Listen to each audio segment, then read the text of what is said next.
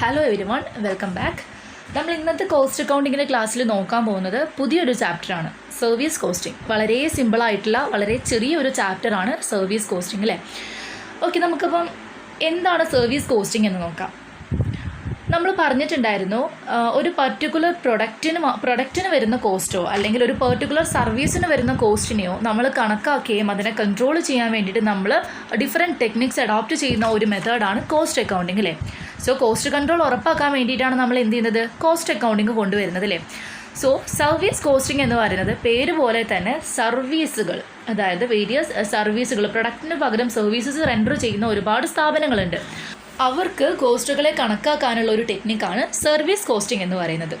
Unit costing എന്ന് വെച്ചാൽ എന്താ, നമ്മൾ ഒരു പ്രൊഡക്റ്റുമായിട്ട് ബന്ധപ്പെട്ടിട്ടുള്ള കോസ്റ്റാണ് കണക്കാക്കുന്നത്. അവിടെ ഒരു സിംഗിൾ പ്രൊഡക്റ്റേ ഉണ്ടായിരിക്കുള്ളൂ. സോ പ്രൊഡക്റ്റ് പ്രൊഡ്യൂസ് ചെയ്യാൻ വേണ്ടിയിട്ട് നമുക്ക് വന്നിട്ടുള്ള എല്ലാ കോസ്റ്റുകളെയും നമ്മൾ അക്കൗണ്ടിങ് ചെയ്യുന്ന ഒരു മെത്തേഡാണ് യൂണിറ്റ് കോസ്റ്റിംഗ് എന്ന് പറയുന്നത് അല്ലേ. സോ സർവീസ് കോസ്റ്റിംഗ് എന്ന് പറയുന്നത് ഇതുപോലെ സർവീസുകൾ പ്രൊവൈഡ് ചെയ്യുന്ന സ്ഥാപനങ്ങൾ ഇൻക്ലൂഡ്സ് ട്രാൻസ്പോർട്ടേഷൻ സർവീസസ്, അതുപോലെ ഹോട്ടൽ സർവീസസ്, ഹോസ്പിറ്റൽ സർവീസസ്, അതുപോലെ film house, then power house, ഇങ്ങനത്തെ ഒരുപാട് സംഭവങ്ങൾ എന്ത് ചെയ്യുന്നുണ്ട്, സർവീസുകൾ സെയിൽ ചെയ്യുന്നുണ്ടല്ലേ. അപ്പോൾ ഇത്തരത്തിൽ സർവീസ് റെൻഡർ ചെയ്യാൻ വേണ്ടിയിട്ട് അവർക്ക് ചിലവായിട്ടുള്ള കോസ്റ്റും അതുപോലെ തന്നെ അതുമായി ബന്ധപ്പെട്ടിട്ടുള്ള കോസ്റ്റുകളെയും കണക്കാക്കുന്ന ഒരു ടെക്നിക്കാണ് സർവീസ് കോസ്റ്റിംഗ് എന്ന് പറയുന്നത്. നമുക്ക് മീനിങ് നോക്കാം. Service costing is A variant of unit or output costing and service costing refers to the cost of providing A service or A function. ഒരു ഫംഗ്ഷൻ അല്ലെങ്കിൽ ഒരു സർവീസ് നമ്മൾ പ്രൊവൈഡ് ചെയ്യുന്നതിലൂടെ ആ ഒരു സ്ഥാപനത്തിനുണ്ടാകുന്ന കോസ്റ്റുകളെ കണക്കാക്കുന്ന ഒരു ടെക്നിക്കാണ് സർവീസ് കോസ്റ്റിംഗ് എന്ന് പറയുന്നത്. It's A costing procedure used for determining the cost per unit of service rendered. നമ്മളൊരു സർവീസ് കൊടുത്തപ്പം അതിനുണ്ടായിട്ടുള്ള പെർ യൂണിറ്റ് കോസ്റ്റിന് കണക്കാക്കുന്ന ഒരു ടെക്നിക്കാണിത്. ഇതിനെ ഓപ്പറേറ്റിംഗ് കോസ്റ്റിംഗ് എന്നായിരുന്നു പണ്ട് വിളിച്ചുകൊണ്ടിരുന്നത്. അതായത് ഞങ്ങളൊക്കെ പഠിച്ചുകൊണ്ടിരുന്ന സമയത്ത് സർവീസ് കോസ്റ്റിംഗ് എന്നുള്ള ചാപ്റ്ററിൻ്റെ പേര് തന്നെ ഓപ്പറേറ്റിംഗ് കോസ്റ്റിംഗ് എന്നായിരുന്നു. അപ്പോൾ ഓപ്പറേറ്റിംഗ് കോസ്റ്റിംഗ് എന്നും സർവീസ് കോസ്റ്റിങ്ങിനെ പറയാറുണ്ട്, അതുപോലെ തന്നെ ഫംഗ്ഷൻ കോസ്റ്റിംഗ് എന്നും പറയാറുണ്ട്. ഇവിടെ ഒരു ഡെഫിനേഷൻ കൊടുത്തിട്ടുണ്ട്. According to Wheldon, the operating costing is unit costing as applied to the costing of services. നോക്കുകയാണെങ്കിൽ അതിൻ്റെ ടെക്നിക്സും കാര്യങ്ങളും ഒക്കെ എങ്ങനെയാണ്, യൂണിറ്റ് കോസ്റ്റിങ്ങിൻ്റേത് പോലെ തന്നെയാണ്. നമ്മളൊരു പ്രൊഡക്റ്റിന് കോസ്റ്റ് ചാർജ് ചെയ്യുന്നത് പോലെ തന്നെയാണ്, പക്ഷേ ഇവിടെ നമ്മൾ സർവീസസിനാണ് കോസ്റ്റുകൾ കണക്കാക്കുന്നതെന്ന് മാത്രം. ആ ഒരു വ്യത്യാസം മാത്രമേ ഉള്ളൂ. അപ്പോൾ പ്രൊഡക്റ്റ് എന്നുള്ളൊരു കൺസെപ്റ്റ് മാറി അവിടെ സർവീസായി. സർവീസ് നമുക്കറിയാം, ട്രാൻസ്പോർട്ടേഷനും ഹോട്ടലും അങ്ങനത്തെ ഒരുപാട് സർവീസുകൾ പ്രൊവൈഡ് ചെയ്യുന്ന ഇൻസ്റ്റിറ്റ്യൂഷൻസ് തന്നെയാണ് ഈ ഒരു സർവീസ് കോസ്റ്റിങ് അഡോപ്റ്റ് ചെയ്യാനായിട്ട് സാധിക്കാം. ദെൻ ക്യാരക്ടറിസ്റ്റിക്സ് നോക്കാം. First one, it is used by concerns which are engaged in rendering services. നമ്മൾ പറഞ്ഞ പോയിന്റ് തന്നെയാണ്, സർവീസുകൾ റെൻഡർ ചെയ്യുന്ന സ്ഥാപനങ്ങളാണ് ഈ ഒരു ടെക്നിക്ക് ഉപയോഗിക്കുന്നത്. Then it resembles to unit costing. Unit കോസ്റ്റിങ്ങിൻ്റെ തന്നെ ഒരു വേരിയൻ്റ് ആണ്, അതിൻ്റെ തന്നെ വേറൊരു കൺസെപ്റ്റാണ് ഈ ഒരു സർവീസ് കോസ്റ്റിംഗ് എന്ന് പറയുന്നത്. Then the distinction between fixed cost and variable cost is very important. ഇവിടെ നമ്മൾ യൂണിറ്റ് കോസ്റ്റിങ്ങിൽ നമ്മൾ എന്തായിരുന്നു കണക്കാക്കിയിരുന്നത്, ഒരു സിംഗിൾ യൂണിറ്റിൻ്റെ ബേസിൽ അല്ലേ, ഒരു സിംഗിൾ കോസ്റ്റ് യൂണിറ്റിൻ്റെ ബേസിലാണ് നമ്മളവിടെ കോസ്റ്റുകൾ കണക്കാക്കിയിട്ടുണ്ടായിരുന്നത്. പക്ഷേ ഈ ഒരു സർവീസ് കോസ്റ്റിങ്ങിൽ fixed cost and variable cost എന്ന് പറയുന്ന കൺസെപ്റ്റിന് വളരെയധികം പ്രാധാന്യമുണ്ട്. അപ്പോൾ ഓരോ സർവീസുകളിലും ബന്ധപ്പെട്ടിട്ടുള്ള ഫിക്സ്ഡ് കോസ്റ്റുകൾ ഏതൊക്കെയാണ്, അതുപോലെ തന്നെ വേരിയബിൾ കോസ്റ്റുകൾ ഏതൊക്കെയാണ്, ഇതിൻ്റെ ബേസിലാണ് നമ്മൾ കോസ്റ്റ് ഷീറ്റൊക്കെ തയ്യാറാക്കുന്നത്. നമുക്കത് പ്രോബ്ലം ചെയ്യുമ്പോൾ മനസ്സിലാവും. ദെൻ അടുത്ത point, the proportion of fixed cost is generally higher. Service കോസ്റ്റിങ്ങിനെ സംബന്ധിച്ചിടത്തോളം ഫിക്സ്ഡ് കോസ്റ്റ് വളരെ കൂടുതലായിരിക്കും എന്ന് പറയുന്നുണ്ട്. എന്തുകൊണ്ടാണത്? ഇപ്പോൾ നിങ്ങൾ തന്നെ ചിന്തിച്ച് നോക്കുക. ഇപ്പോൾ ഒരു ട്രാൻസ്പോർട്ട് കമ്പനിക്ക് ഒരുപാട് ബസ്സുകൾ സ്വന്തമായിട്ടുണ്ടാവും അല്ലേ, അല്ലെങ്കിൽ ഒരുപാട് ലോറികൾ സ്വന്തമായിട്ടുണ്ടായിരിക്കും അല്ലേ. അതുപോലെ തന്നെ ഒരു ഫിലിം തിയേറ്റർ ഓണർക്ക് സ്വന്തമായിട്ടൊരു ബിൽഡിങ്ങും ആ ഒരു തിയേറ്റർ സെറ്റപ്പും കാര്യങ്ങളൊക്കെ ഉണ്ടായിരിക്കും അല്ലേ. അതേപോലെ തന്നെയാണ് ഹോസ്പിറ്റലിൽ ഒരുപാട് ഫിക്സ്ഡ് എക്സ്പെൻസസ് ചിലവായിട്ടുണ്ടായിരിക്കും. നമ്മൾ ഹോസ്പിറ്റലിൻ്റെ ബിൽഡിങ് പണിതത്, അതുപോലെ തന്നെ ഹോസ്പിറ്റലിലേക്ക് ആവശ്യമായിട്ടുള്ള മറ്റ് ഫിക്സ്ഡ് അസറ്റുകൾ വാങ്ങിയത് ഒക്കെ ഫിക്സ്ഡ് കോസ്റ്റിൽ പെടുന്നതല്ലേ.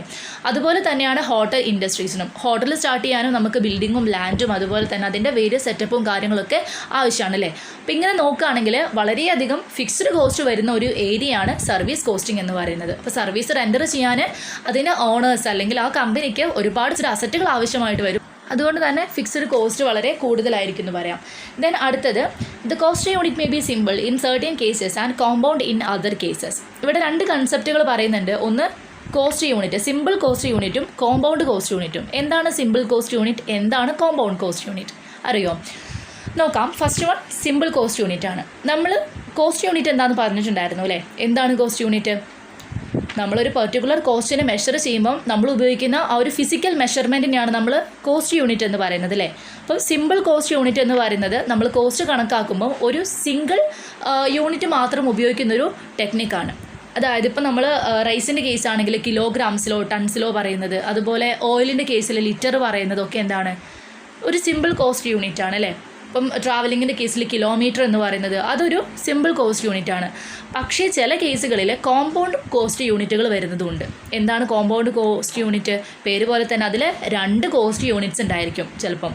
അപ്പം ഒരു സിമ്പിൾ കോസ്റ്റ് യൂണിറ്റ് മാത്രമല്ല, അതിനോട് കൂടെ മറ്റൊരു കോസ്റ്റ് യൂണിറ്റും കൂടി ഉണ്ടെങ്കിലാണ് നമ്മളതിനെ കോമ്പൗണ്ട് കോസ്റ്റ് യൂണിറ്റ് അല്ലെങ്കിൽ കോമ്പോസിറ്റ് കോസ്റ്റ് യൂണിറ്റ് എന്ന് പറയുന്നത്.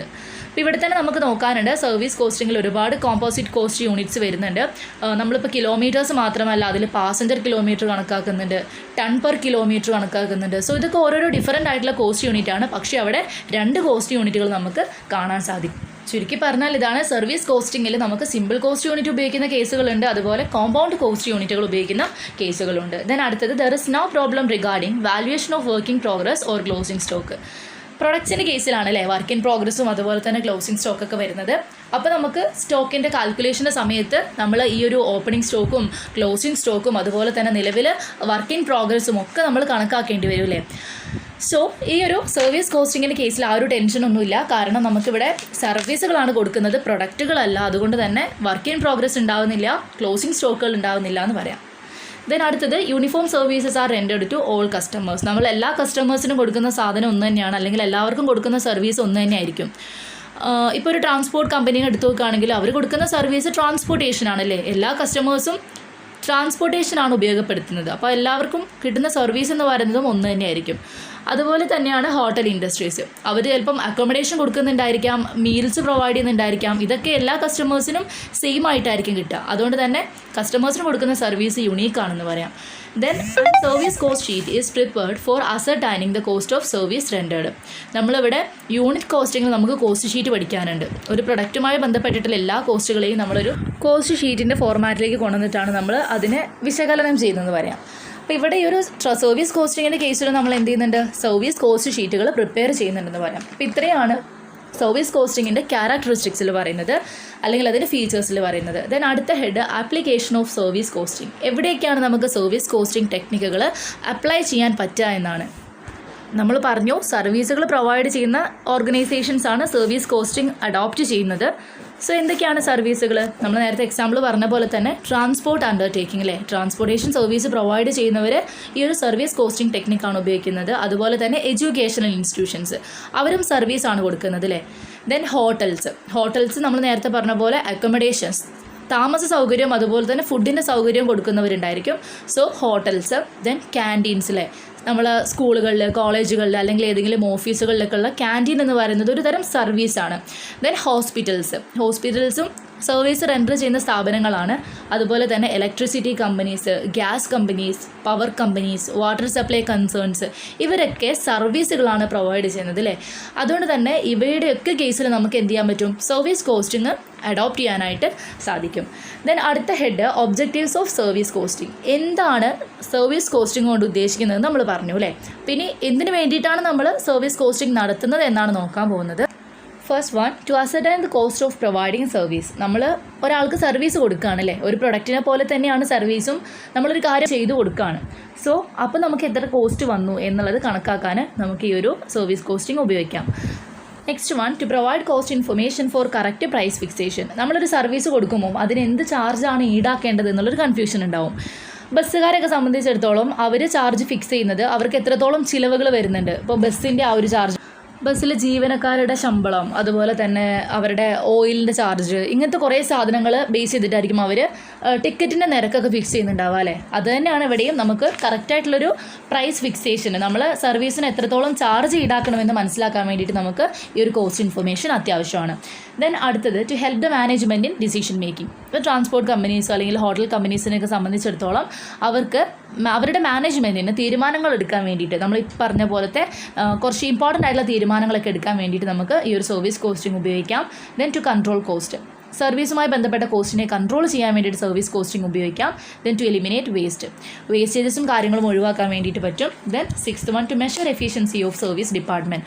ഓരോ സർവീസ് ഡിപ്പാർട്ട്മെൻറ്റിൻ്റെയും എഫിഷ്യൻസി എന്താണ്, അതിൻ്റെ പ്രോഫിറ്റബിലിറ്റി എന്താണ്, അപ്പോൾ ഓരോന്നിലും ഏറ്റവും ബെസ്റ്റ് ആയിട്ടുള്ളത് ഏതാണ് എന്നൊക്കെ മനസ്സിലാക്കാൻ നമുക്ക് സർവീസ് കോസ്റ്റിങ്ങിലൂടെ സാധിക്കും. അപ്പോൾ ഇത്രയും കാര്യങ്ങളാണ് ഒബ്ജക്ട്സിൽ പറയുന്നത്. സർവീസ് കോസ്റ്റിംഗ് മെയിനായിട്ട് നടപ്പിലാക്കുന്നത് തീരുമാനങ്ങൾ എടുക്കാനും അതുപോലെ തന്നെ അതിൻ്റെ പ്രൈസ് ഫിക്സേഷനും അതിൻ്റെ എഫിഷ്യൻസി കണക്കാക്കാനും കോസ്റ്റിനെ കൺട്രോൾ ചെയ്യാനും വേസ്റ്റേജസിനെ എലിമിനേറ്റ് ചെയ്യാനൊക്കെ വേണ്ടിയിട്ടാണ്. ഓക്കെ, ദെൻ അടുത്ത head differences between service costing and unit costing. നമ്മൾ പറഞ്ഞു യൂണിറ്റ് കോസ്റ്റിംഗ് എന്ന് പറയുന്നത് ഒരു പ്രൊഡക്റ്റിനെ ബേസ് ചെയ്തിട്ടുള്ള കോസ്റ്റിംഗ് ആണ്. സർവീസ് കോസ്റ്റിംഗ് എന്ന് പറയുന്നത് സർവീസുമായി ബന്ധപ്പെട്ടിട്ടുള്ളൊരു കോസ്റ്റിംഗ് ടെക്നിക്കാണ്. ഓക്കെ, നമുക്കിനി തമ്മിലുള്ള ഡിഫറൻസസ് എന്തൊക്കെയാണെന്ന് നോക്കാം. First one, generally compound cost unit is used. Service കോസ്റ്റിങ്ങിനെ സംബന്ധിച്ചിടത്തോളം നമ്മൾ കോമ്പൗണ്ട് കോസ്റ്റ് യൂണിറ്റ് ആണ് കൂടുതലായിട്ടും ഉപയോഗിക്കുന്നത്. അതായത് ഒന്നിലധികം കോസ്റ്റ് യൂണിറ്റുകളെ നമ്മളവിടെ ഉപയോഗിക്കുന്നുണ്ടെന്ന് പറയാം.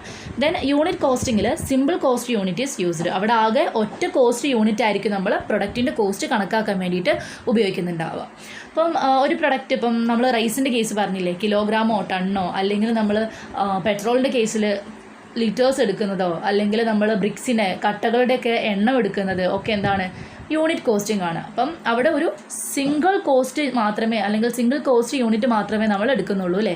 ദെൻ സർവീസ് കോസ്റ്റിംഗ് അങ്ങനെയല്ല. നമ്മൾ നേരത്തെ പറഞ്ഞ പോലെ തന്നെ അവിടെ ചിലപ്പോൾ കിലോമീറ്റേഴ്സ് എടുക്കുന്നുണ്ടായിരിക്കും, പാസഞ്ചർ പെർ കിലോമീറ്റർ എടുക്കുന്നുണ്ടായിരിക്കും. അതുപോലെ ഹോട്ടലിനെ സംബന്ധിച്ചിടത്തോളം ഒരു റൂം പെർ ഡേ, അപ്പോൾ 2 കോസ്റ്റ് യൂണിറ്റ് ആയില്ലേ. അപ്പോൾ ഇത് തന്നെയാണ് കോമ്പോസിറ്റ് അല്ലെങ്കിൽ കോമ്പൗണ്ട് കോസ്റ്റ് യൂണിറ്റ് എന്ന് പറയുന്നത്. ദെൻ അടുത്തത് cost are analysed into fixed and variable. Service കോസ്റ്റിങ്ങിൽ എല്ലാ എക്സ്പെൻസസിനെയും ഫിക്സ്ഡ് എക്സ്പെൻസസ് ആയിട്ടും അല്ലെങ്കിൽ ഫിക്സ്ഡ് കോസ്റ്റ് ആയിട്ടും വേരിയബിൾ കോസ്റ്റ് ആയിട്ടും തരം തിരിച്ചിട്ടാണ് കോസ്റ്റ് ഷീറ്റൊക്കെ തയ്യാറാക്കുന്നത്. ദെൻ യൂണിറ്റ് കോസ്റ്റിങ്ങിന് അവിടെ നമ്മൾ മെയിനായിട്ട് നോക്കുന്നത് prime cost, factory cost, cost of production എന്നിങ്ങനെയുള്ള കുറച്ച് കാര്യങ്ങളാണ്. നമ്മൾ സെക്കൻഡ് ചാപ്റ്ററിൽ ഡിസ്കസ് ചെയ്തിട്ടുണ്ടായിരുന്നു എന്താണ് പ്രൈം കോസ്റ്റ്.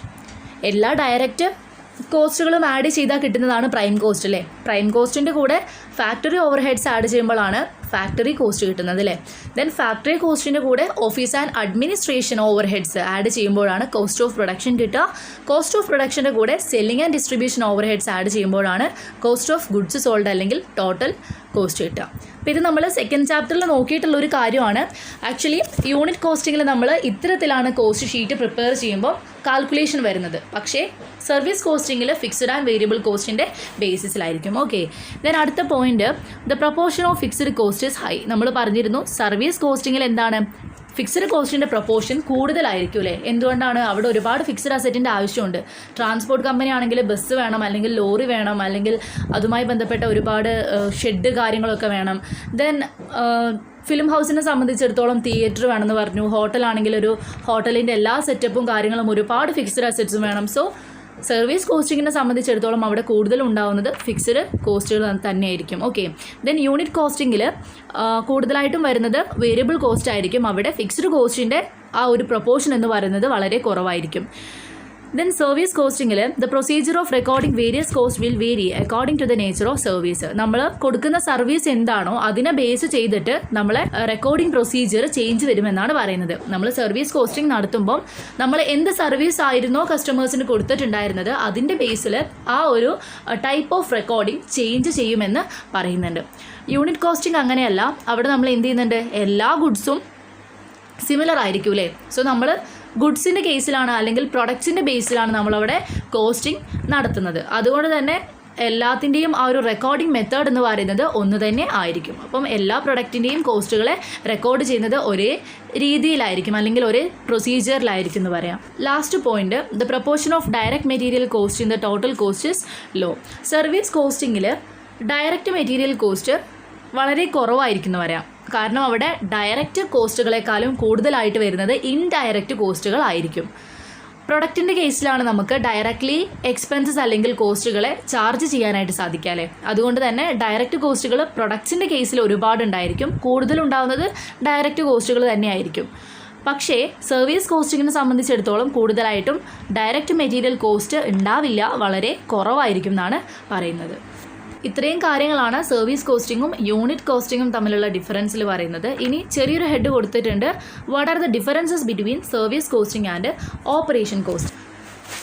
സർവീസ് കോസ്റ്റിംഗ് നമ്മൾ പറഞ്ഞു എന്താണ്, ഒരു ഓർഗനൈസേഷൻ സർവീസ് റെൻഡർ ചെയ്യുന്ന ഓർഗനൈസേഷൻസ് ആണ് അവർക്ക് എത്രത്തോളം കോസ്റ്റ് വന്നിട്ടുണ്ട് എന്നുള്ളത് കണക്കാക്കാൻ വേണ്ടിയിട്ട് സർവീസ് കോസ്റ്റിംഗ് ഉപയോഗിക്കുന്നത് അല്ലേ. അപ്പോൾ എന്താണ് ഓപ്പറേഷൻ കോസ്റ്റിംഗ്? നമ്മൾ നേരത്തെ പറഞ്ഞിട്ടുണ്ടായിരുന്നു സർവീസ് കോസ്റ്റിങ്ങിൻ്റെ മറ്റൊരു പേരാണ് ഓപ്പറേറ്റിംഗ് കോസ്റ്റിംഗ് അല്ലേ. പക്ഷേ നമുക്ക് ഡിഫറൻസ് നോക്കാനുള്ളത് ഓപ്പറേഷൻ കോസ്റ്റിങ്ങും ആയിട്ടാണ്. അപ്പോൾ ഓപ്പറേറ്റിംഗ് കോസ്റ്റിങ്ങും ഓപ്പറേഷൻ കോസ്റ്റിങ്ങും രണ്ടായിട്ട് തന്നെ നമ്മൾ കണക്കാക്കണം കേട്ടോ. അപ്പോൾ ഓപ്പറേഷൻ കോസ്റ്റിംഗ് എന്താണ്, ഒരു പ്രൊഡക്റ്റ് പ്രൊഡ്യൂസ് ചെയ്യുന്ന സമയത്ത് ഒരുപാട് ഓപ്പറേഷൻസിലൂടെ കടന്നിട്ടായിരിക്കും അതൊരു ഫൈനൽ പ്രൊഡക്റ്റായിട്ട് മാറുന്നുണ്ടാവുക. ചിലപ്പോൾ ഒരു 4-5 ഓപ്പറേഷൻസ് ഒക്കെ ഒരു പ്രൊഡക്റ്റ് പ്രൊഡ്യൂസ് ചെയ്യുന്ന സമയത്ത് ഉണ്ടായേക്കാം. അതിൻ്റെ ഫസ്റ്റ് സ്റ്റേജ്, സെക്കൻഡ് സ്റ്റേജ്, അങ്ങനെ ഒരുപാട് ഓപ്പറേഷൻസ് ഉണ്ടായിരിക്കും. സോ ഇങ്ങനെ ഓരോ സ്റ്റേജിലും അല്ലെങ്കിൽ ഓരോ ഓപ്പറേഷൻസിലും വന്നിട്ടുള്ള കോസ്റ്റിനെ കണക്കാക്കുന്ന ടെക്നിക്കാണ് ഓപ്പറേഷൻ കോസ്റ്റിംഗ് എന്ന് പറയുന്നത്. അപ്പോൾ സർവീസ് കോസ്റ്റിംഗ് എന്ന് പറയുന്നത് സർവീസുമായി ബന്ധപ്പെട്ടിട്ടുള്ള കോസ്റ്റുകളാണ്. ഓപ്പറേഷൻ കോസ്റ്റിംഗ് എന്ന് പറയുന്നത് ഒരു പ്രൊഡക്റ്റിൻ്റെ പ്രൊഡക്ഷനുമായിട്ട് ബന്ധപ്പെട്ടിട്ടുള്ള കോസ്റ്റിംഗ് ആണ്. അപ്പോൾ ഡിഫറൻറ്റ് ഓപ്പറേഷൻസിൽ വന്നിട്ടുള്ള കോസ്റ്റിനെയാണ് നമ്മളിവിടെ കണക്കാക്കുക. അപ്പോൾ ഇത് തന്നെയാണ് രണ്ടും തമ്മിലുള്ള ബേസിക് ഡിഫറൻസസ് എന്ന് പറയുന്നത്. ഓക്കെ, അപ്പോൾ ഇത്രയേ ഉള്ളൂ അതിൽ പറയുന്നത്. ദെൻ അടുത്തത് സർവീസ് കോസ്റ്റ് യൂണിറ്റ്. ഓക്കെ, അപ്പോൾ എന്താണ് സർവീസ് കോസ്റ്റ് യൂണിറ്റ് എന്ന് പറയുന്നത്? നമുക്ക് കോസ്റ്റ് യൂണിറ്റ് എന്താണെന്ന് അറിയാം അല്ലേ. നമ്മളൊരു കോസ്റ്റിനെ മെഷർ ചെയ്യാൻ വേണ്ടിയിട്ട്, അളക്കാൻ വേണ്ടി ഉപയോഗിക്കുന്ന ഫിസിക്കൽ മെഷർമെൻറ്റ്സ് ആണ് യൂണിറ്റ്സ്, കോസ്റ്റ് യൂണിറ്റ്സ് അല്ലേ. അപ്പോൾ എന്താണ് സർവീസ് കോസ്റ്റ് യൂണിറ്റ്? പ്രൊഡക്റ്റിനെ പോലെ തന്നെ സർവീസിൻ്റെ കോസ്റ്റ് നമുക്ക് കണക്കാക്കേണ്ടതുണ്ട് അല്ലേ. അപ്പോൾ അതിനും അവിടെ ബേസിക് ഒരു ഫിസിക്കൽ മെഷർമെൻറ്റ് ആവശ്യമായിട്ടുണ്ട്. അതെന്തൊക്കെയാണെന്ന് നമുക്ക് നോക്കാം. നമ്മൾ പറഞ്ഞിരുന്നു സർവീസ് കോസ്റ്റിങ്ങിൽ ഡിഫറൻറ്റ് സർവീസസ് ആണ് പ്രൊവൈഡ് ചെയ്യുന്നത്, ഡിഫറൻറ്റ് കോസ്റ്റുകളാണ് വരുന്നത്. നമ്മൾ ചില കേസുകളിൽ സിമ്പിൾ കോസ്റ്റ് യൂണിറ്റും ചില കേസുകളിൽ കോമ്പൗണ്ട് കോസ്റ്റ് യൂണിറ്റും അഡോപ്റ്റ് ചെയ്യുമെന്നും പറഞ്ഞിട്ടുണ്ടായിരുന്നു. സിമ്പിൾ കോസ്റ്റ് യൂണിറ്റ് എന്ന് പറയുന്നത് ഒരു സിംഗിൾ കോസ്റ്റ് യൂണിറ്റ് മാത്രം യൂസ് ചെയ്തുകൊണ്ട് കോസ്റ്റ് കണക്കാക്കുന്ന ഒരു ടെക്നിക്കാണ്. കോമ്പൗണ്ട് കോസ്റ്റ് യൂണിറ്റ് എന്ന് പറയുന്നത് ഒരു പെർട്ടിക്കുലർ സർവീസിൻ്റെ കോസ്റ്റ് കണക്കാക്കാൻ തന്നെ നമ്മൾ ഒന്നിലധികം കോസ്റ്റ് യൂണിറ്റുകളെ ആശ്രയിക്കുന്ന ഒരു ടെക്നിക്കാണ്. ഓക്കെ, ഇത്രയും മനസ്സിലായെന്ന് വിചാരിക്കുന്നു. ഇനി സിമ്പിൾ കോസ്റ്റ് യൂണിറ്റിൻ്റെയും കോമ്പൗണ്ട് കോസ്റ്റ് യൂണിറ്റിൻ്റെയും കുറച്ച് എക്സാമ്പിൾസ് കൊടുത്തിട്ടുണ്ട്, അത് നമുക്ക് നോക്കാം. ഫസ്റ്റ് തന്നെ അണ്ടർടേക്കിങ്ങിൻ്റെ അണ്ടറിൽ ട്രാൻസ്പോർട്ട് എന്ന് പറയുന്നത് എന്താണ്, ഒരു ഗതാഗത സൗകര്യമാണ് അല്ലേ. അപ്പോൾ അതിൻ്റെ കോസ്റ്റ് യൂണിറ്റ് എന്ന് പറയുന്നത് പെർ പാസഞ്ചർ അല്ലെങ്കിൽ പെർ കിലോമീറ്റർ ആണ്. പെർ പാസഞ്ചർ എന്ന് പറയുന്നത് യാത്രക്കാരുടെ ആ ഒരു എണ്ണത്തിനെ ബേസ് ചെയ്തിട്ട്, ഒരു യാത്രക്കാരന് വന്നിട്ടുള്ള ചിലവിൻ്റെ ബേസിലായിരിക്കും ചിലപ്പോൾ നമ്മൾ കോസ്റ്റ് കണക്കാക്കുന്നുണ്ടാവുക. അല്ലെങ്കിൽ പെർ കിലോമീറ്റർ, ഒരു കിലോമീറ്ററിന് എത്ര കോസ്റ്റ് വന്നിട്ടുണ്ട് എന്നുള്ളതിൻ്റെ ബേസിലായിരിക്കും. ദെൻ അടുത്തത് ട്രാൻസ്പോർട്ട് ഗുഡ്സിൻ്റെ കേസിലാണ്. ഗുഡ്സിൻ്റെ ട്രാൻസ്പോർട്ടേഷൻ്റെ കേസിലും അവിടെ മനുഷ്യന്മാരല്ല അല്ലേ ട്രാവൽ ചെയ്യുന്നത്, പകരം ചരക്കുകളെയാണ് കൊണ്ടുപോകുന്നത്, ഗുഡ്സിനെയാണ് കൊണ്ടുപോകുന്നത്. അപ്പം ആ ഒരു ഗുഡ്സിൻ്റെ ടൺസ്, എത്ര ടൺസ് ആണ് എന്നുള്ളതിൻ്റെ ബേസിലോ അല്ലെങ്കിൽ എത്ര കിൻഡൽസ് ആണ് എന്നതിൻ്റെ ബേസിലൊക്കെ ആയിരിക്കും നമ്മൾ ഇവിടെ കോസ്റ്റ് കണക്കാക്കുന്നുണ്ടാവുക. ദെൻ അടുത്തത് സ്കൂൾ ഓർ കോളേജ്. സ്കൂളിലും കോളേജിലും എന്താ ഉണ്ടാവുക, കുട്ടികളല്ലേ, സ്റ്റുഡൻസ് അല്ലേ ഉണ്ടാവുക. അപ്പോൾ സ്റ്റുഡൻസിൻ്റെ എണ്ണത്തിൻ്റെ ബേസിൽ പെർ സ്റ്റുഡൻറ്റ്, ഒരു സ്റ്റുഡൻറ്റിന് എത്ര കോസ്റ്റ് വരുന്നുണ്ട് എന്നുള്ളതിൻ്റെ ബേസിലായിരിക്കും സ്കൂൾ അല്ലെങ്കിൽ ഒരു കോളേജിൽ കോസ്റ്റ് കണക്കാക്കുന്നുണ്ടാവുക. ദെൻ അടുത്തത് ഹോസ്പിറ്റലാണ്. ഹോസ്പിറ്റലിൽ രോഗികളാണ് ഉണ്ടാവുക അല്ലേ, പേഷ്യൻസ് ആണ് ഉണ്ടാവുക. അപ്പോൾ പേഷ്യൻസിന് നമ്മൾ ബെഡ്സ് ആണ് കൊടുക്കുക അല്ലേ. ഓരോരുത്തർക്കും ഓരോ ബെഡാണ് നമ്മൾ അലോട്ട് ചെയ്ത് കൊടുക്കുന്നത്. അതുകൊണ്ട് തന്നെ പെർ ബെഡിൻ്റെ ബേസിലായിരിക്കും നമ്മൾ കോസ്റ്റ് കണക്കാക്കുന്നത്. ദെൻ അടുത്തത് ഹോട്ടൽ അല്ലെങ്കിൽ ക്യാൻറ്റീൻ. ഹോട്ടലിൽ ഒരു കപ്പ് ടീക്ക് എന്ത് കോസ്റ്റ് വരും, അല്ലെങ്കിൽ ഒരു മീലിന് എത്ര കോസ്റ്റ് വരും, ഒരു ലഞ്ചിന് എത്ര കോസ്റ്റ് വരും എന്നതിൻ്റെ ബേസിലായിരിക്കും കോസ്റ്റ് അസർട്ടൈൻ ചെയ്യുന്നുണ്ടാവുക. നിങ്ങൾക്കിപ്പോൾ ചെറിയൊരു ഐഡിയ കിട്ടിയിട്ടുണ്ടാവുമെന്ന് വിചാരിക്കുന്നു. ഇപ്പോൾ cost unit simple cost unit ആണെന്നുണ്ടെങ്കിൽ അവിടെ നമ്മൾ കോസ്റ്റ് കണക്കാക്കാൻ ആകെ ഒരൊറ്റ കോസ്റ്റ് യൂണിറ്റ് മാത്രമേ എടുക്കുകയുള്ളൂ. ഒന്നുകിൽ കിലോമീറ്റർ ആയിരിക്കാം, അല്ലെങ്കിൽ പാസഞ്ചറിൻ്റെ എണ്ണ ആയിരിക്കാം, അല്ലെങ്കിൽ സ്റ്റുഡൻറ്റിൻ്റെ എണ്ണ ആയിരിക്കാം, അല്ലെങ്കിൽ ബെഡിൻ്റെ എണ്ണ ആയിരിക്കാം, ഇങ്ങനെ ആയിരിക്കും. പക്ഷേ കോമ്പൗണ്ട് കോസ്റ്റ് യൂണിറ്റ് എന്ന് പറയുന്നത് അങ്ങനെയല്ല, അവിടെ ഒന്നിലധികം കോസ്റ്റ് യൂണിറ്റുകൾ വരുന്നുണ്ട്. നമുക്ക് നോക്കാം. ഫസ്റ്റ് വൺ ബസ് ഓർ ട്രെയിനാണ്. ബസ്സിൻ്റെയോ ട്രെയിനിൻ്റെയോ കേസിൽ ഉണ്ടാകുന്നത് പാസഞ്ചേഴ്സ്, യാത്രക്കാരാണ് അല്ലേ. അപ്പം പെർ പാസഞ്ചർ കിലോമീറ്റർ എത്ര കോസ്റ്റ് വന്നിട്ടുണ്ട് എന്നുള്ളത് നമ്മൾ കണക്കാക്കും. അവിടെ 2 യൂണിറ്റ്സ് വന്നിട്ടുണ്ട് അല്ലേ. പെർ പാസഞ്ചർ എന്ന് പറയുന്ന ഒരു യൂണിറ്റും വന്നിട്ടുണ്ട്, കിലോമീറ്റർ എന്ന് പറയുന്ന ഒരു യൂണിറ്റും വന്നിട്ടുണ്ട്. അപ്പോൾ ഒരു യാത്രക്കാരന് ഒരു കിലോമീറ്ററിൽ വന്നിട്ടുള്ള കോസ്റ്റാണ് നമ്മൾ അവിടെ കണക്കാക്കുന്നത്. അതുകൊണ്ട് തന്നെ അവിടെ 2 കോസ്റ്റ് യൂണിറ്റ് ഉണ്ട് അല്ലേ. അപ്പോൾ ഇത് ഒരു കോമ്പൗണ്ട് കോസ്റ്റ് യൂണിറ്റിൻ്റെ ഉദാഹരണമാണ്. ദെൻ അടുത്തത് ഗുഡ്സ് ട്രെയിൻ ഓർ ട്രക്ക്. ചരക്ക് നീക്കത്തിന് വേണ്ടിയിട്ടാണല്ലേ നമ്മൾ ഗുഡ്സ് ട്രെയിനും അതുപോലെ തന്നെ ട്രക്സൊക്കെ യൂസ് ചെയ്യുന്നത്. അപ്പോൾ അവിടെ ഒരു ടണ്ണിനോ 1 കിലോമീറ്ററിൽ വന്നിട്ടുള്ള ചാർജാണ് നമ്മൾ കോസ്റ്റ് കണക്കാക്കുന്നതിന് വേണ്ടിയിട്ട് ഉപയോഗിക്കുന്നത്. അവിടെയും 2 കോസ്റ്റ് യൂണിറ്റ് ഉണ്ട്, ടണ്ണും കിലോമീറ്ററും അല്ലേ. അപ്പം ഒരു ടണ്ണിന് 1 കിലോമീറ്ററിൽ വന്നിട്ടുള്ള കോസ്റ്റ് ആയിരിക്കും നമുക്ക് കണ്ടുപിടിക്കേണ്ടത്. ദെൻ അടുത്തത് ഹോസ്പിറ്റലാണ്. ഹോസ്പിറ്റലിൻ്റെ കേസിലും ചില കേസുകളിൽ നമുക്ക് കോമ്പൗണ്ട് കോസ്റ്റ് യൂണിറ്റ് ഉപയോഗിക്കേണ്ടതായിട്ടുണ്ട്. നമ്മൾ പറഞ്ഞിരുന്നു ഹോസ്പിറ്റലിൽ ഉണ്ടാകുന്നത് പേഷ്യൻസ് ആണ്, പേഷ്യൻസിന് നമ്മൾ കൊടുക്കുന്നത് ബെഡാണല്ലേ. അപ്പം ഒരു ദിവസം ഒരു ബെഡിന് വന്നിട്ടുള്ള ചിലവുകൾ അതിൻ്റെ ബേസിലായിരിക്കും ചിലപ്പോൾ നമ്മൾ ഹോസ്പിറ്റൽ കോസ്റ്റിംഗ് നടത്തുന്നുണ്ടാവുക. ഓക്കെ, അപ്പം ബെഡ് പെർ ഡേ വന്നിട്ടുള്ള കോസ്റ്റിനെ നമ്മൾ കണക്കാക്കും. അവിടെയും 2 കോസ്റ്റ് യൂണിറ്റുകൾ വന്നിട്ടുണ്ട് അല്ലേ. ദെൻ അടുത്തത് ഹോട്ടലാണ്. ഹോട്ടൽ എന്ന് പറയുന്നത് ലോഡ്ജ് എന്നുള്ളൊരു കൺസെപ്റ്റിലാണ്, താമസ സൗകര്യം കൊടുക്കുന്ന ഒരു കൺസേൺ എന്ന നിലയിലാണ് ഇവിടെ പറയുന്നത്. അപ്പോൾ അവിടെ റൂംസ് ആയിരിക്കും നമ്മൾ താമസക്കാർക്ക് കൊടുക്കുന്നത് അല്ലേ. അപ്പം ഒരു ദിവസം ഒരു റൂമിന് വന്നിട്ടുള്ള കോസ്റ്റാണ് നമ്മൾ കണക്കാക്കുക. ദെൻ അടുത്തത് ഇലക്ട്രിസിറ്റിയാണ്. ഇലക്ട്രിസിറ്റി സൗകര്യം പ്രൊവൈഡ് ചെയ്യുന്ന കൺസേൺസ് ഉണ്ടായിരിക്കും അല്ലേ. അപ്പോൾ അവരെ സംബന്ധിച്ചിടത്തോളം അവർ കോസ്റ്റ് കണക്കാക്കുന്നതിൻ്റെ ബേസ് കിലോ വാട്ടായിരിക്കും. അപ്പോൾ 1 മണിക്കൂറിൽ എത്ര കിലോ വാട്ട് എന്ന നിരക്കിലായിരിക്കും അത്തരം സ്ഥാപനങ്ങൾ കോസ്റ്റ് കണക്കാക്കുന്നുണ്ടാവുക. ദെൻ അടുത്തത് സിനിമ ഹൗസസ്, ഫിലിം തിയേറ്റേഴ്സ് അല്ലേ. അപ്പോൾ അവിടെ ഫിലിംസ് റൺ ചെയ്യുമ്പം അല്ലെങ്കിൽ സിനിമ ഓടിക്കൊണ്ടിരിക്കുമ്പോൾ അവരെന്താ ചെയ്യുന്നത്, ഓരോ വ്യക്തിക്കും ഒരു ഷോയിൽ ഒരു സീറ്റിന് നിരക്കിലായിരിക്കും കോസ്റ്റ് കണക്കാക്കുന്നത്. നമ്മൾ ടിക്കറ്റ്സ് കൊടുക്കുന്നത് ഓരോ സീറ്റിനാണല്ലേ. അങ്ങനെ ഒരു ഷോയ്ക്ക് ഒരു സീറ്റിന് വരുന്ന കോസ്റ്റിൻ്റെ ബേസിലായിരിക്കും അവർ സിനിമ ഹൗസത്തിൽ കോസ്റ്റ് കണക്കാക്കുന്നുണ്ടാവുക. അപ്പോൾ ഇതാണ് കോമ്പൗണ്ട് കോസ്റ്റ് യൂണിറ്റ്സ് എന്ന് പറയുന്നത്. വളരെ സിമ്പിളാണ്, 2 കൺസെപ്റ്റ് മനസ്സിലായിട്ടുണ്ടെന്ന് വിചാരിക്കുന്നു. എന്തെങ്കിലും ഡൗട്ട്സ് ഉണ്ടെങ്കിൽ ചോദിക്കാം കേട്ടോ. നമുക്ക് മെയിനായിട്ടും സർവീസ് കോസ്റ്റിങ്ങിൽ പഠിക്കാനുള്ള കുറച്ച് ഏരിയാസ് ട്രാൻസ്പോർട്ട് കോസ്റ്റിംഗ്, സിനിമ ഹൗസിൻ്റെ കോസ്റ്റിംഗ്, അതുപോലെ തന്നെ hotels and hospital, then power house ഒക്കെയാണ്. പക്ഷേ നിങ്ങൾക്ക് ഈ ഒരു ചാപ്റ്ററിലാകെ ട്രാൻസ്പോർട്ട് കോസ്റ്റിംഗ് മാത്രമേ പഠിക്കാനുള്ളൂ. PGക്കൊക്കെ പോകുമ്പോഴാണ് കോസ്റ്റ് മാനേജ്മെൻറ്റിൽ ഈ ഒരു ഹോട്ടൽ കോസ്റ്റിങ്ങും സിനിമ ഹൗസ് കോസ്റ്റിംഗ് ഒക്കെ ഉള്ളത്. അപ്പോൾ എന്തുതന്നെയാലും ട്രാൻസ്പോർട്ട് കോസ്റ്റിംഗ് വളരെ സിമ്പിളായിട്ടുള്ളൊരു ഏരിയ ആണ്. നമുക്കത് ഡീറ്റെയിൽ ആയിട്ട് നോക്കാം അല്ലേ. നമ്മുടെ നാട്ടിലൊക്കെ ഒരുപാട് പേര് ഇത്തരത്തിൽ പബ്ലിക് ട്രാൻസ്പോർട്ടൊക്കെ ഉപയോഗിച്ച് ട്രാവൽ ചെയ്യുന്ന ആൾക്കാരുണ്ടല്ലേ. അതുപോലെ തന്നെ ഒരുപാട് പ്രൈവറ്റ് ബസ്സുകൾ ഓടുന്നുണ്ട്. ഇത്തരത്തിൽ പ്രൈവറ്റ് യാത്രാ സൗകര്യങ്ങൾ കൊടുക്കുന്ന ഒരുപാട് കമ്പനീസൊക്കെ ഉണ്ട് അല്ലേ. അപ്പോൾ അവരെ സംബന്ധിച്ചിടത്തോളം അവർക്ക് യൂസ് ചെയ്യാൻ പറ്റുന്ന ഒരു കോസ്റ്റിംഗ് മെത്തേഡാണ് ട്രാൻസ്പോർട്ട് കോസ്റ്റിംഗ് എന്ന് പറയുന്നത്. സോ ഇവിടെ അവർ ഒരുപാട് പേർക്ക് ഇത്തരത്തിൽ സർവീസ് കൊടുക്കുന്നുണ്ടായിരിക്കും. അതേപോലെ തന്നെ റെയിൽവേൻ്റെ രൂപത്തിൽ, അതുപോലെ റോഡിൽ ബസ്, ടാക്സി, ഓട്ടോറിക്ഷ, ട്രക്ക്, ഇങ്ങനത്തെ രൂപത്തിൽ, എയർവേസിൻ്റെ രൂപത്തിലൊക്കെ ട്രാൻസ്പോർട്ട് വരുന്നുണ്ടല്ലേ. ഇങ്ങനെ എല്ലാ കമ്പനീസും ഫേസ് ചെയ്യുന്നൊരു പ്രോബ്ലം ആയിരിക്കും കോസ്റ്റ് യൂണിറ്റ് ഏതാണ് എടുക്കുക എന്നുള്ളത്. അപ്പോൾ ഓരോ കമ്പനീസും അവർക്ക് കോസ്റ്റ് യൂണിറ്റ് സെലക്ട് ചെയ്യുമ്പോൾ കുറച്ച് കാര്യങ്ങൾ ശ്രദ്ധിക്കേണ്ടതായിട്ടുണ്ട്. അവരുടെ പാസഞ്ചേഴ്സിൻ്റെ എണ്ണം, അതുപോലെ തന്നെ അവരെത്ര ടൺസാണ് ക്യാരി ചെയ്യുന്നത്, അതുപോലെ തന്നെ എത്ര ദൂരം അവർ ഓടുന്നുണ്ട്, അതുപോലെ ഓരോ ബസ്സിൻ്റെയും അല്ലെങ്കിൽ ഓരോ ലോറിയുടെയും ഒക്കെ കപ്പാസിറ്റി എന്താണ്, ഇതിൻ്റെയൊക്കെ ബേസിലായിരിക്കും അവർ കോസ്റ്റിംഗ് നടത്തുന്നുണ്ടാവുക. അപ്പോൾ എന്താണ് ട്രാൻസ്പോർട്ട് കോസ്റ്റിങ്ങിൻ്റെ ഒബ്ജക്റ്റീവ്സ് എന്ന് നോക്കാം. First one, to compute the operating cost of running a vehicle per kilometre or passenger kilometre or ton kilometre. നമ്മൾ നേരത്തെ പറഞ്ഞ പോലെ തന്നെ ഒരു വാഹനം 1 കിലോമീറ്ററിൽ ഓടാൻ വരുന്ന കോസ്റ്റാണ് ഇവിടെ കണക്കാക്കുന്നത് അല്ലേ. പാസഞ്ചേഴ്സിനെയും കൊണ്ട് പോകുന്നൊരു വണ്ടിയാണെങ്കിൽ ചിലപ്പോൾ അവർ കോസ്റ്റിംഗ് എടുക്കുന്നത് എന്തിൻ്റെ ബേസിലായിരിക്കും, ഒരു പാസഞ്ചറിന് എത്ര കോസ്റ്റ് വന്നു എന്ന നിരക്കിലായിരിക്കും. അതുപോലെ തന്നെ ഗുഡ്സുമായിട്ട് പോകുന്ന ചരക്ക് വാഹനങ്ങളാണെന്നുണ്ടെങ്കിൽ അവർ 1 ടണ്ണിന് 1 കിലോമീറ്റർ നിരക്കിൽ എത്രയാണ് കോസ്റ്റ് വന്നിട്ടുള്ളത് എന്നാണ് കണക്കാക്കുക. ഓക്കെ, ദെൻ അടുത്തത് to control cost and avoid wastages of all kinds. എല്ലാ തരത്തിലുള്ള വേസ്റ്റേജസ് ഒഴിവാക്കാനും അതുപോലെ തന്നെ കോസ്റ്റിനെ കൺട്രോൾ ചെയ്യാനും നമുക്ക് സർവീസ് കോസ്റ്റിംഗ് ഉപയോഗിക്കാം. ദെൻ അടുത്തത് compare cost with that of previous period or other organisation. മറ്റൊരു ഓർഗനൈസേഷൻ്റെ കോസ്റ്റിനെ ആയിട്ട് കമ്പയർ ചെയ്യാനോ അല്ലെങ്കിൽ ഈ കമ്പനിക്ക് തന്നെ പാസ്റ്റിൽ എത്രത്തോളം കോസ്റ്റ് വന്നിട്ടുണ്ട് എന്നുള്ളത് കമ്പയർ ചെയ്യാനൊക്കെ നമുക്ക് ഈ ഒരു ട്രാൻസ്പോർട്ട് കോസ്റ്റിംഗ് വെച്ചിട്ട് സാധിക്കും. ദെൻ അടുത്തത് to determine the fare or freight rate. ബസ്സിനൊക്കെ സംബന്ധിച്ചിടത്തോളം ആണെങ്കിൽ അവരുടെ ടിക്കറ്റ് നിരക്ക് എന്തായിരിക്കണം, അതുപോലെ തന്നെ ഗുഡ്സിനെ സംബന്ധിച്ചിടത്തോളം അതിൻ്റെ ചരക്ക് നീക്കത്തിൻ്റെ കൂലി എന്തായിരിക്കണം, ഇങ്ങനത്തെ കാര്യങ്ങളൊക്കെ ഫിക്സ് ചെയ്യാൻ ട്രാൻസ്പോർട്ട് കോസ്റ്റിംഗ് ഉപയോഗിക്കാം. ദെൻ അടുത്തത് to find the cost of services rendered to other department. ഓരോ ഓർഗനൈസേഷനിൽ തന്നെ ചിലപ്പോൾ മറ്റ് ഡിപ്പാർട്ട്മെൻറ്റ്സിന് സർവീസ് പ്രൊവൈഡ് ചെയ്തിട്ടുണ്ടായിരിക്കില്ലേ, അങ്ങനെ സർവീസ് കൊടുത്തിട്ടുള്ള ഡിപ്പാർട്ട്മെൻറ്റ്സിന് എത്രത്തോളം കോസ്റ്റ് വന്നിട്ടുണ്ട് എന്നുള്ളത് കണക്കാക്കാനും.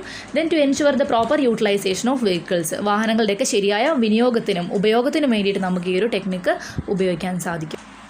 ഓക്കെ, അപ്പോൾ നമ്മൾ പറഞ്ഞു സർവീസ് കോസ്റ്റിംഗ് ആണ് ചാപ്റ്റർ. അതിൽ നമ്മൾ ട്രാൻസ്പോർട്ട് കോസ്റ്റിംഗ് മാത്രമേ നമുക്ക് നോക്കാനുള്ളൂ. അപ്പോൾ ട്രാൻസ്പോർട്ട് കോസ്റ്റിങ്ങിൻ്റെ ബേസ് ആയിട്ടുള്ള കുറച്ച് കാര്യങ്ങളാണ് നമ്മളിപ്പോൾ ഡിസ്കസ് ചെയ്തത്. ഇത്രയും കാര്യങ്ങൾ മനസ്സിലായെന്ന് വിചാരിക്കുന്നു.